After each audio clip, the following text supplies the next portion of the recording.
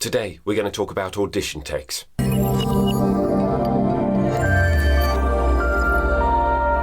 Knowing how to interpret a script effectively when you're auditioning for a piece really comes down to your experience, your impulsive response to that copy, and also it's to do with working with the right people, working with coaches, which means that the choices that you make can be more informed by your analysis of copy, your knowledge of the voiceover sector at large.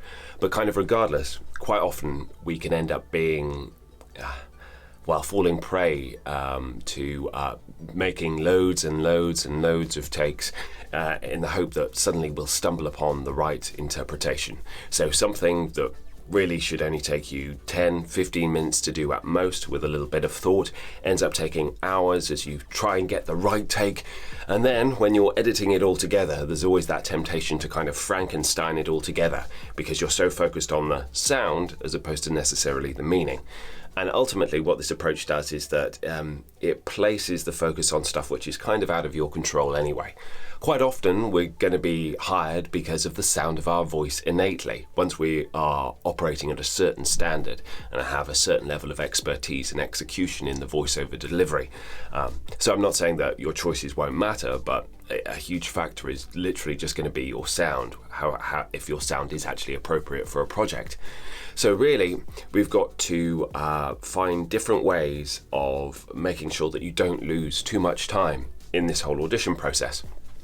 And so what I suggest you do is that you limit yourself to no more than 3 takes, which sounds easier said than done, but to limit yourself to those 3 takes, and also on top of that, to deal only in terms of set variables.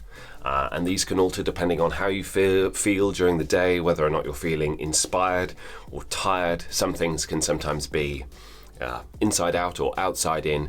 It just depends where you are on a day, but have these clearly in mind.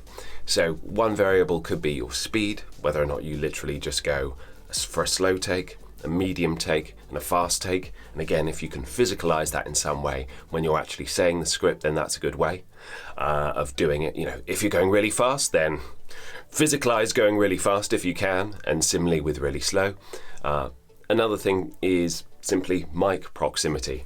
Try one where you're on a kind of like a middle distance conversational level, one when you're up close, one when you're further back as well, so you're probably having to project a little bit more. And then the third one, which is probably the most useful one, is emotional choices that you can make.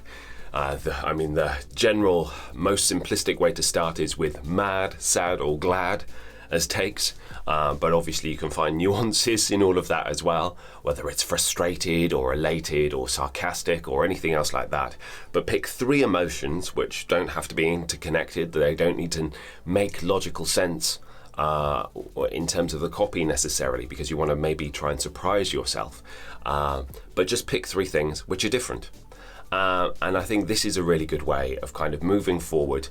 Obviously have your one kind of starting point in terms of this is what I think they're looking for, or more importantly, this is what my impulsive response is to this text. I think in many ways that's a lot more interesting than what you think they want.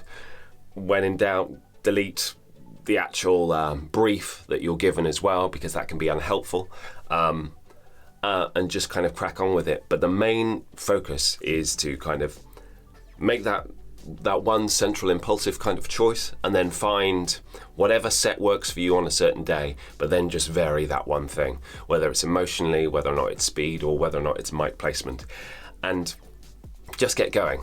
Of course, if it's a huge, particularly important audition to you, sometimes it can be useful to do an approach like this and then go away if you can afford to, if you've got the time to, especially on the bigger jobs where you might have had to sign an NDA.